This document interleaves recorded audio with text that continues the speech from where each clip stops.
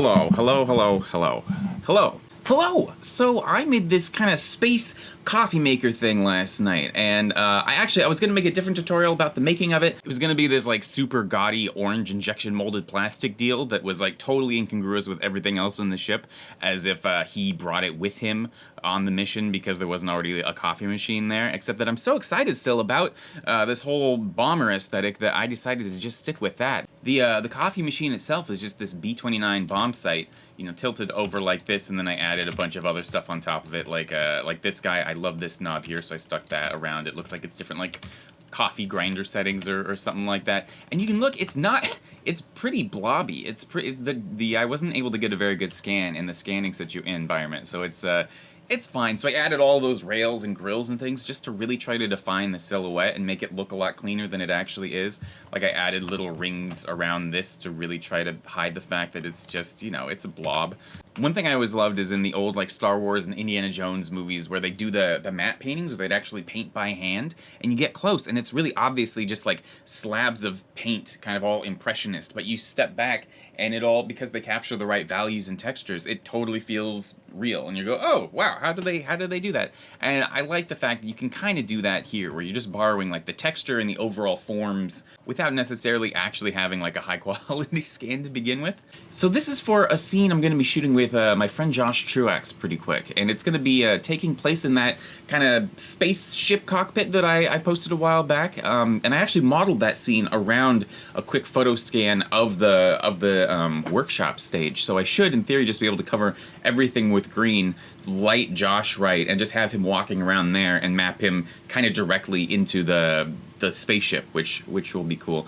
And Nate Taylor's been going nuts making all of these, like, everything that Josh interacts with is going to be an actual built prop, and so we've got like, he's been making custom headphones and like, you know, shoulder pieces and like little disassemblable robot drones and things, and so I'm very excited about that. But one thing he's working on is I made a little sketch of like a space mug, and then he made a 3D model of it. Then he turned that 3D model into a 3D print and cast it and made a silicone mold, which he used to make a cold cast, which is like resin full of, I think, like aluminum powder, but the final result actually looks metal, and you can like polish it and do all of that. So we actually have like a custom space mug, and so I wanted to kind of have a morning sequence where the machine warms up, makes him a cup of coffee, just because, I don't know, making coffee is something I do every morning, and so the idea of like, how would you make coffee if you were here, or what would, it's kind of like take the mundane, but then, you know, you're doing it in a wacky space way.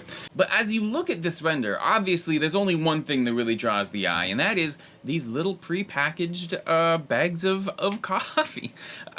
No, so unfortunately that's the only part of the process I really documented, but and I didn't totally know what I was doing, so I'm kind of making it up as I go. But potentially that can be interesting, so let's see how it goes.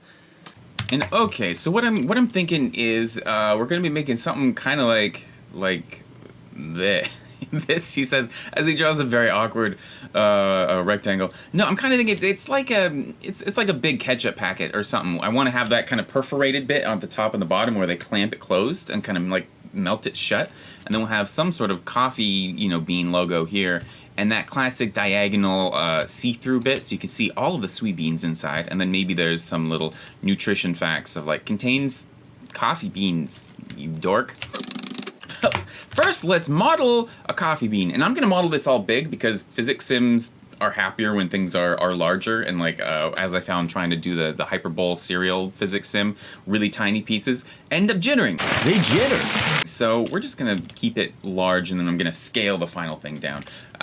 Because yeah, I'm gonna be using physics sims, and the tricky bit with this is ideally the beans and the bag are affecting each other. Like the bag is controlling where the beans can go, but the beans are also defining the shape of the bag because they're affecting each other, and Blender physics sims don't want to do that. We're going to be doing the bag with a cloth sim, and we're going to be doing the beans with a rigid body sim, and like like if you want to have cloth and a water sim, you can do a water sim and then have like a cloth sim on top of the water, or vice versa, I think. But you can't have like the cloth and the water interacting together, just because like the physics sims don't work that way. And so the one way we could get around that is by also having the beans be a cloth sim. Just like turn up the pressure so they're effectively like a soft body. But I don't want to deal with that today right now. So we're just going to we're going to try to figure out how to do the beans first, wrap a bag around that. But first, how do we model a bean? Let's see. Kind of like this. There we go. That's coffee bean. And my plan is to do all of this, do all the physics. I want it really low poly for the physics simulation, but then I'll apply a subdivision thing over the top of it, and hopefully that'll kind of make it look a little more like a bean. But here, let's texture it while we're here. Create a new one. It's going to be the bean. It's going to be the bween. Image texture, load in the bean. Coffee bean. I got the bean picture off of Pixabay, which is a great place to go for quick stuff like this. A lot of their pictures are really nice, but that also means they're applying like kind of some weird film or kind of some beautifying LUT over the top to, like, you know, crush all the black values and saturate and things. And ideally for texture work, you want something that's kind of closer to the raw image, not this process thing. But there's still, I mean, look at all of this good bean texture. I couldn't pass it up. So okay, if we go into material preview, you can see it just wraps the beans on there, which is kind of good, but also bad. So let's open the UV editor, load up the bean image, and if we tab into edit mode, we can see how it's applied here. What do we want to do? Let's hit U, cube projection, and I'm just going to line this up with one of these beans here. I want one that doesn't have as much of a specular highlight on it, I think, because I will be adding that based off of the actual environment. But so this one looks fairly diffuse. Yeah, that's fine. Let's see, should I actually... Here, I'm going to separate the top here. Control E, mark seam, and now if we say U unwrap, yeah, here's the base of it, and here's the top here. It does it in two different pieces, which means we can now... I might blow this one up a little bit. But now if I stick this over one, it's not going to have those seams along each edge. It'll just have the seam between the sides and the top. Yeah, that's fine. And also, we're never going to see this. It's going to be in a bag, really tiny, on a dark shelf. So this is already so much overkill. But sometimes that's fun. Okay, so we've got our bean here. Now we're going to build the negative. We're going to build basically a thing for the beans to fall into that isn't even like the bag. We're just going to kind of cheat it. So here, we'll create a cube. And I'm thinking this thing is small. I'm thinking it's not going to be very environmentally friendly, but it will just be like a single use, like you dump in the beans and it goes into the grinder and it just produces a cup of coffee. So here's the funnel for all the beans to end up in the bag. And then... there we go, and maybe bevel this to smooth it a little bit. Okay, we're gonna make the bean here. I'm gonna F3 rigid body active, which means it will fall if we start on frame 0. Whoa! And we're gonna select this and say, you're a rigid body passive, which means it affects the simulation, but it's not actually like doing anything. But right now it's using convex hull for the collisions, which basically means it like shrink wraps around the object and to figure out the domain of where things can collide. And so right now we're seeing it's like, you know, when you wrap cellophane over a toilet, like nothing can go in. So let's go into the physics settings and just change it from convex hull to mesh. And now our bean will fall right down inside of there. Look at that. Now I think it's just as easy as... I'm realizing there's a part coming up that I don't know how to do, so we'll just fumble around when that happens. Just duplicating this bean. I always like this part, the exponential silliness of... Yes? I'd rather have too many beans, and then I'll just delete some beans, than too few beans. Oh yeah, that's a lot of beans. Let's see if it works.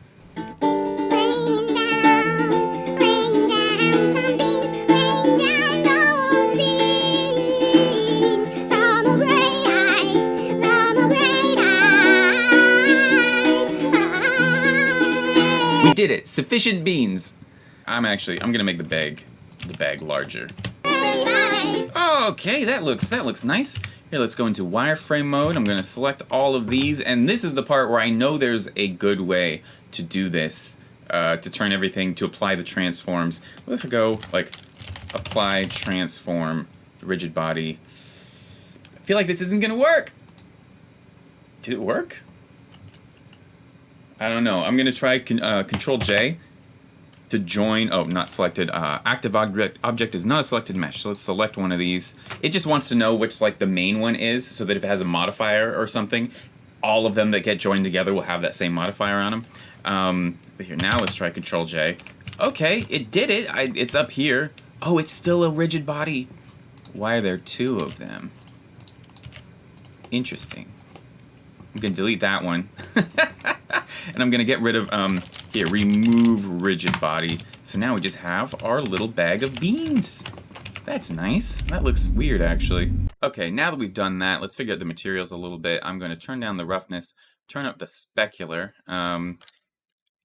Doing stuff like this, you need to have some sort of light here so you can see what's going on. Like right now, you can see this is actually, they're very shiny. These look like diamonds, which is not particularly what we want. And we could just to kind of add some texture, I'm going to put the values from the original texture into the create a bump map. So if I go down to normal, it has to go through a bump map here. Height maybe 0.1 and turn strength way down and turn up the roughness. Turn out, yeah, that's okay. And my hope is that now I can apply a subdivision surface on here and break my computer. Oh no, that's what coffee beans look like. Yeah, that's okay. Okay, it's a future Ian here because I think I can do this slightly better than past Ian.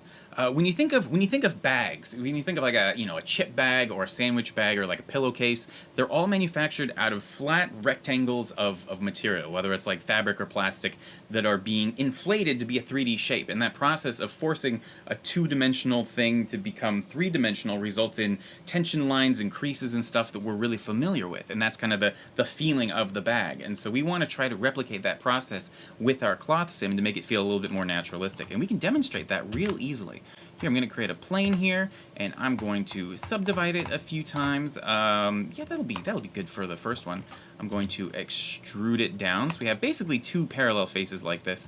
And I'm going to select all of them and hit Shift-N, just in case the normals are important here. I just recalculated them. I'm going to check cloth. And it disappears because it's actually all the way down there because gravity's already acting on it. So here, we're going to turn off gravity here in the field weights and go back to the first frame. And now it won't do anything. But if we go to pressure, where's pressure? Yes. And we set this to like 5. And here, let's go into solid view so we can see stuff a little better. And we let it play. Oh, that feels very much like a pillow. And I think I'm actually borrowing a lot from Jean van den Hemmel's Blender Secrets right now, so thank you very much for that. One thing I want to show you real quick is that the amount of original geometry can affect the cloth sim a lot. First, like, remember how this looks? If we go back to the beginning here, I'm going to subdivide it one more time, and we do our physics sim again. You can see first, it's a lot slower, but also we get a lot more of these little micro wrinkles. Or at least if I crank, the pressure way up, we can get some more of those tiny wrinkles that we obviously wouldn't be able to get if we got less geometry. One thing to keep in mind is that cloth sims get their mass from the number of vertices, which means if you subdivide, you're basically multiplying by 4 the number of vertices, which means now suddenly this cloth, wow, it just exploded, is 4 times heavier. And so one thing you might want to do if the gravity, or if the mass matters, is go under vertex mass and just divide that by 4 or something like that. In this case, it doesn't really matter because gravity's not affecting it. Anyway, so what I want to do is start like this, and then I want to put the beans inside of it, and I'm going to suck the air back out, which there's probably a better way to do it, but that's what we're going to do in this case. Actually, let's start over. I want it to kind of match the shape of the beans here, so I'm going to create my plane and make it a little taller. I want every square of the subdivision to be like fairly square, so I'm going to try to divide this up into, yeah, each of these squares feels even. That's probably, we'll do one more. Now I think we're back at our starting point, but that's okay. We'll just have done this whole thing twice. There, recalculate the normals just in case. Cloth, turn off gravity, turn the pressure up to, I don't know, 3. Let's see what happens. Yeah, that's That's nice. Cool. I'm gonna right click shade smooth just to smooth stuff out. And honestly, usually after every cloth sim, you want to add a subdivision surface just to really make it nice. But in this case, and again, this might not be the smartest way to do it, but I'm just going to apply the cloth sim so I can set it up around the these coffee beans right here. And actually, in edit mode, I might, you know, cheat it all just a little bit. I really just want to fit it around the beans, make sure all the beans are sitting inside. Yeah, that's... Okay, now I want to suck this bag into the beans. So I'm going to turn the beans into a collision object that the cloth sim can collide with. And if we look at soft body and cloth, thickness outer, that's where the collision will begin. And this number might be too large, but we'll take a look. We'll just try it like this first. And okay, now I'm going to set up another cloth sim with this bag, turn down gravity, go back to the first frame, and I'm going to set pressure to like -1, and let's just see what happens. Hey, all right, it's shrinking up. This is maybe feeling a little bit too shrink wrapped. That makes a lot of sense for Space Coffee because they actually don't want their stuff pressurized when they're sending it up. But maybe I'll turn it down just a little bit so it looks a little bit more like an earth-based bag of coffee. And actually, I might even turn this pressure down even more. Here, let's just try it from the top one more time. I want it to kind of be sucked in, but not like, you know, vacuous. Yeah, that's feeling a little bit better. Okay, now I'm gonna go into modifiers and I'm just gonna apply this. No more cloth sim, we did it. I'm gonna tab in edit mode and just alt click on the one of these loops here on the top. Yeah, that's looking pretty good. And actually, I'm going to hit Control V smooth vertices here, or actually let's smooth out all of these. Control V smooth vertices, just to kind of straighten out that top area. Okay, now reselect that one. E to extrude up, and I might hit Control V smooth vertices there too. I want more resolution here because I want a pretty high density perforation. So Control plus on the numpad, right click subdivide, but that gives us this new geometry here, which is probably okay, but I'm just gonna X limited dissolve, get rid of it. And now if I hit Control Alt on this, it will select a row of rows. Like normally we're selecting an individual like edge loop like this, but if you Control Alt click, it gives you basically a loop of loops. You can see what it's doing. So we'll do that here, and then select, check or deselect, and it gives us every other one, so we can just pull them offset like this. Oh, that works really good. I might add one more edge loop right here, and grab the top here, and just Control V smooth vertices. Just, I don't know, that feels natural to me. Okay, so if we give this our plastic material, and I think I might have to go blend mode to alpha blend, yeah, so we can see our beans and shadows to none. Let's see if we can give it a little bit of additional love here. Gonna go into cycles, and first off, you can see the reflections here are maybe a little bit soft. I want to add that type of bumpiness with the bump map, not just by turning up the roughness. Although I might do it just a tiny little bit, just, I don't know, superstition. So let's create a Musgrave texture here, and that'll go into the normal through a bump map. Woo, into the height. But you can see here, we can just add our own wrinkles over the top of the whole thing. I might turn up the detail a little bit. That might be too much, but no, that's looking pretty good. We might actually be able to see it better if I turn up the roughness just a tad. Turn the strength way down, and yeah, that's feeling pretty good to me. And here, turn the dimension down just a tad, and that's fine. And actually, because I'm going back in time, the stuff we're doing now won't be present in the final model. But I still want to kind of have a little bit more fun with this. So let's create a principled BSDF. A refraction BSDF, and we'll mix that in. And that lets us kind of like refract the way the light is going through the bag. We're just going to use it a little bit, but I only want to see it when we're looking straight at the bag. Where we're kind of looking through the angled bits, we're going to mix it in differently using a layer weight facing, and I think I may have done this backwards, but yeah, so now when we're looking through the sides, we get our nice glossy material, and we're looking through the front, we get our refraction material. And this is cool, but now it kind of looks like this is made out of glass, and that's because we're refracting the light the same amount that glass would. And so I want to turn that way, way down, maybe like 0.01. So it's almost doing nothing, but it is bouncing the light just a little bit back there, you can see. And if we turn up the roughness, it means that it'll just like kind of diffuse anything that we see through there. And in fact, we can grab our bump map and drag that down in the normal of the refraction too, and that adds quite a bit. And I kind of want to channel that like wax paper, like cereal bag vibe. So I'm going to turn transparent here into a translucent.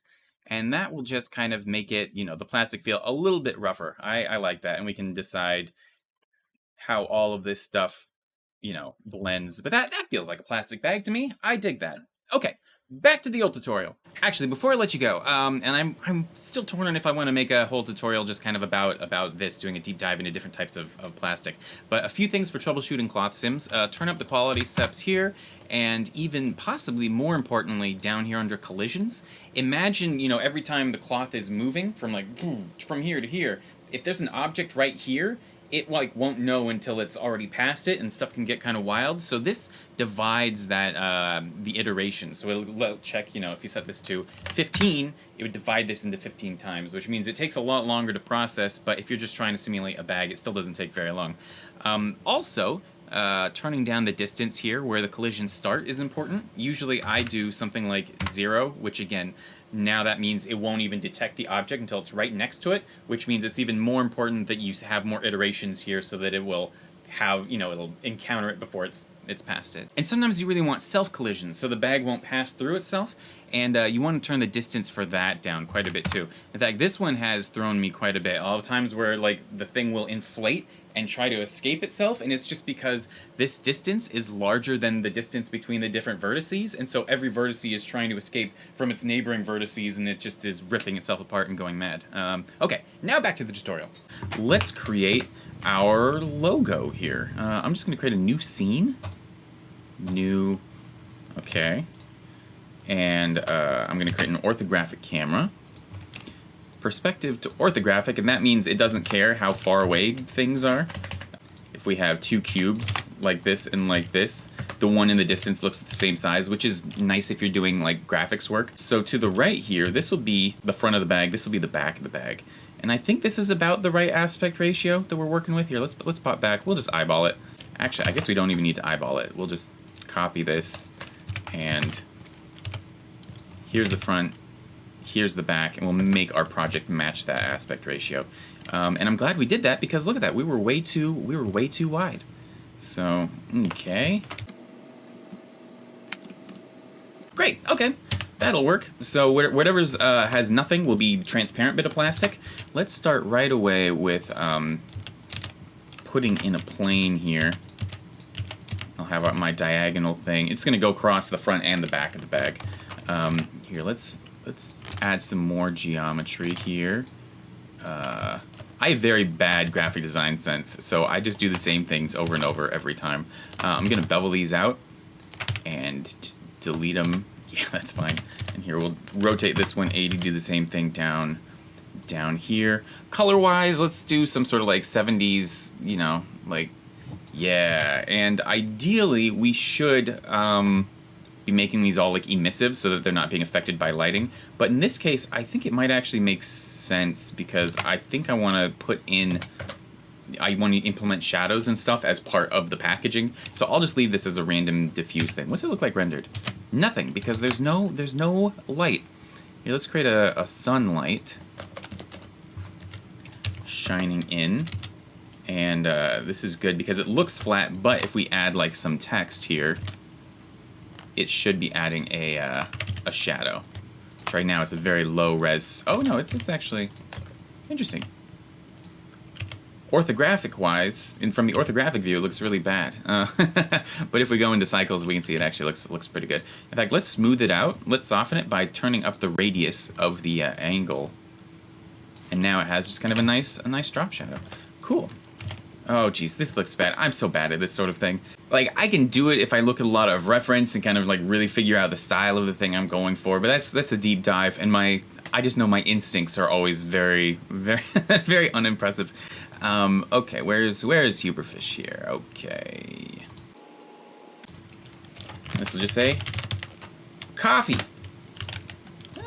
That's fun. Teague did such a good job with this font. Okay, so what's a good one to go with this color? I don't want to just do shades of orange. Maybe I do.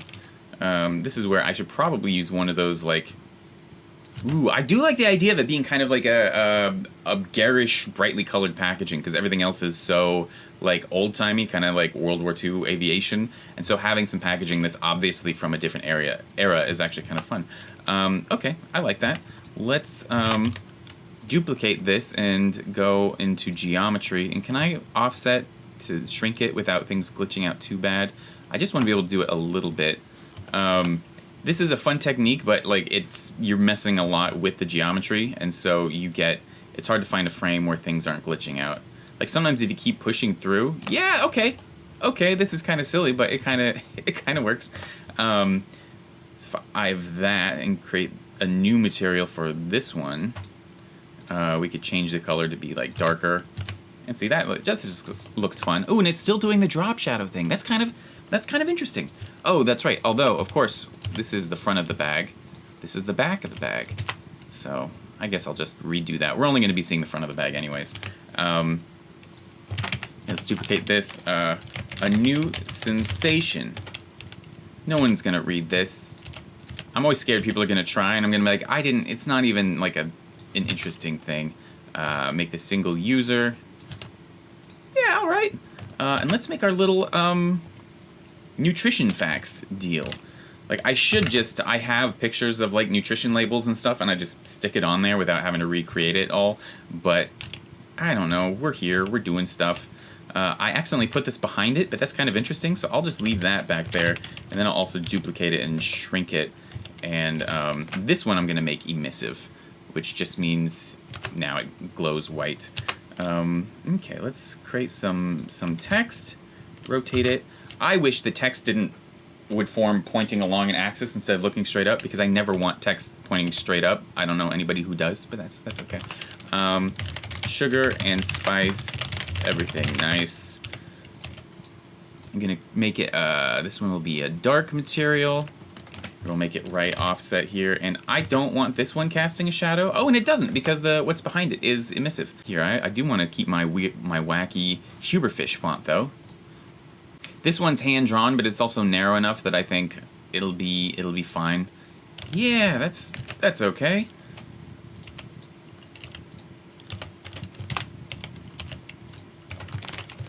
We make no guarantee that this is good. And so I guess nobody can read this, so I just have to... The management. I don't know. This is not the best thing ever. Should we make a little bean dude? No, we shouldn't make a mascot. We're not going to make a mascot. We're just going to keep this nice and quick. This is already more than I kind of meant for it to be. Going to duplicate this, duplicate down there. That is the mystery of the bean. And let's create a... Can I just do it with... I wish I could just doodle straight. I know that's what grease pencil and stuff is for. I should just be able to bash out a little illustration and bring it into the 3D scene, but I actually forget how to do that, and so, oops. I'll figure that out for next time. I'm going to tab into edit mode, go into vertex selection mode, and hit Control-Shift-B to bevel each of these individual corners, and that lets us get things nice and round, which means now I can scale this up. Inset, here I'm going to go back into material mode, that's probably driving some of you nuts. Inset again, and I can select this edge loop, delete it. Yeah, that's nice. See, that's a nice little aesthetic there. Maybe I should go with that instead.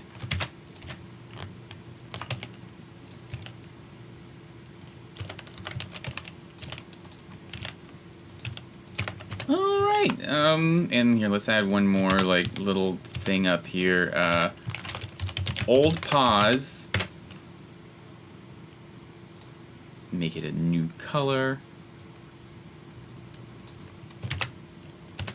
Ooh, and let's make a little starburst logo if we can. I think maybe we could just make a mesh circle here. And again, all of my graphic design ideas are just Photoshop circa 2003. But if we go select, check or deselect, it selects every other one, so then we can just scale it up. And look at that, we made a little starburst. That was so easy. I thought that would be way harder. Select all of them, hit F. And I'm gonna do that thing I already did with I inset it, and I can just select this edge loop going around here, delete it, and we get to decide what this says. It says yum. This is how you say yum in Huberfish. Okay. Okay. Yeah, I like all these garish in here. We'll put it on the back too, just because maybe the graphic designer is as lazy as I am. Should we do 2 of them? I'm just so jazzed about this star. Yeah, let's do it. We'll have a couple stars all over. That's fine. No, you know, we won't get in trouble. I'm gonna go film transparent so that the background will render as 0. And if let's see. Oh, what does this look like rendered? Interesting. Okay, I should make this material emissive, just to make it. Yeah, and here we'll make it. What's a good color? Pink, yes, but we want to change this back to like some sort of yellow, I think. Cool. Actually, here we'll use we'll use an ugly bean. Oh yeah, we'll use one of the beans here. Select a single vertex here. Control L, select linked. I'm going to duplicate it out. We have extracted a single bean. P, separate by selection, and I'm going to copy that bean over into this file. Yes, right now the origin is way over here, and here's the bean. So I'm going to right click, set origin to geometry, and now we've got our bean man. I go back into material preview, and here let's create a plane. Yes, 90. We're going to scale it down. I only want a couple of these vertices here, and we're going to be drawing with these because I don't know how to do grease pencil. If we just control right click, it will extrude out to where our mouse is at, like this. So here we can make our our figures. Yeah, this is what, if a bean man were alive, this is what he would look like. And here we'll duplicate this and just give him some feet, and duplicate this also. And he wouldn't have a face though, because I don't even know how that would work. Okay, modifiers. Let's skin him. You've been blessed with flesh. Did that? Okay, that didn't work very well actually. I'm gonna select everything and hit Control A to scale down the skin modifier, and also, I'm gonna mark his root. Every section needs a root for reasons I don't entirely understand, but I'm sure make sense. But here, you just have to go through each one and give it a root. Wow, suddenly this whole situation is so improved. Which color? I guess just black. We'll just go with, yeah.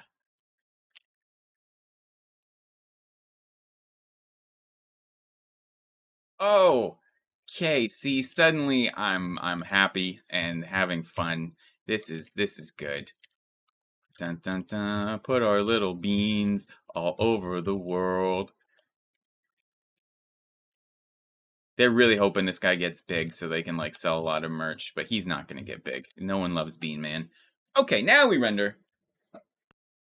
All right, and that's good enough. Alt S, PNG, sure, that works great. Close that out. We're gonna go back to the original scene, and let's see how this. Oh, geez, I should have unwrapped it before I did all this crazy geometry. But we'll see how it unwraps. Just go to the UV editor here, and if we tab out, how does it look? Ooh, okay, we might actually be in luck. Also, how do we want to? We want there to be 2 versions of the glossy. One is going to be mixed with transparent, and the other is just going to be the actual branding. So I'm going to duplicate that. This will be the clear bit, and this will be our the stuff that we just made up here. Oh, that's the mix factor. Yes. Okay. Control T, and we can load in our logo right there. And by default, it looks wacky. But here, let's drag the alpha down to the mix factor and see what that does. I think right now it's backwards, so here we'll swap these. That's looking okay. Cool. All right, and let's go into the UV editor and line this all up real quick. Which of these is the front? Okay, yeah, you can see like I've got like 3/5 of this are just unnecessary pieces that I don't even really care about. Let's go into our logo though, and we'll just try lining it up by hand and seeing how this all does. Okay, and it's upside down. Well, that works. That works pretty good. And here, let's we'll grab just the back here now, and and I'm just not going to worry. You know, I should have unwrapped it before I started doing all of this other work. I think it's the lesson to learn from this. But the back is also upside down. scale that up. Cool. In fact, I'm going to bring in an environment just so we can see what it looks like actually reflecting something with detail. Here, let's bring in like this alleyway. How does this look?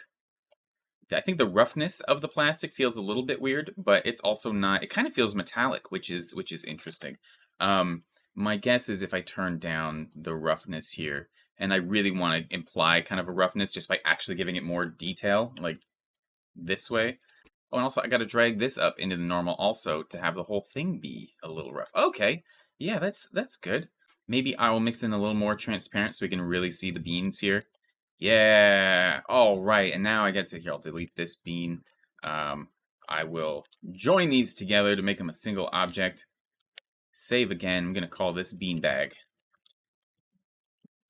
All right. Let's try sticking it in our scene. And then it was just 5 minutes of me placing an object in the scene. But then, so I like the idea of being able to see how these beans are put in there. So I'm just going to add kind of like a metal grill funnel towards the top with one of the bags sticking out, as if like you stick it in, it opens it, extract the beans, and you just have to take the thing out. So let's try to model that real quick because I like working in the aesthetic of like this wire work. And so I think we'll just make a grill like that real quick. I'm going to make a little plane. It's wherever there's a vertice, well, that'll be turned into a wire. So like this would be 4 wires here. So it's kind of weird to model that way, but also kind of fun. Like right here, I can just I can just bevel all of this with Control Shift B, and now we suddenly have a curved wire going around it. So I'll do this, bring that down, and that's actually probably all we need. Here, we'll go into local view here. Rotate this. Yeah. You really, to do stuff like this, you kind of do have to like map it out a little bit in your head ahead of time because like it's weird to model faces knowing that all that matters is this stuff right here. Here, let's smooth this out. Let's make this taller actually. Cool. And here, can I just delete the faces but leave the edges? X only faces. Yes, great. Okay, so now I can delete these edges here. Good. Rotate 180 degrees, pop it over to the other side, and that's probably all right. Here, we'll make it try to match the size of the bag a little bit better. And now if we do this, and here I'm going to delete only faces. Can I convert to curve? And it does, it converts everything to a curve, which is awesome. What that means is we now have the new curve geometry information, so we can just go down and turn up the bevel, and we've made a wire. And here we'll right click, shade smooth. I do want to offset this so that the metal isn't intersecting. And just pull it in like that, and cool, okay. Maybe even thin it out just a little bit. All right, and here we'll stick it up here on the top, and we can still thicken it or thin it out at any time if we want to. So let's see. Oh, our bags are way bigger. Why can't I move it? Why is there this bizarre lag? I don't know. James, maybe I'll shrink this down a little bit, but I can also, turn up the size of this. Oh, that works great. Okay, you can totally see what that's supposed to be doing. Here, I'm going to link the material. Control L, link materials to borrow this other metal texture that I already made. So, okay, someday we will document the process of making a coffee machine, but until then, we have documented this bag of beans. Yeah.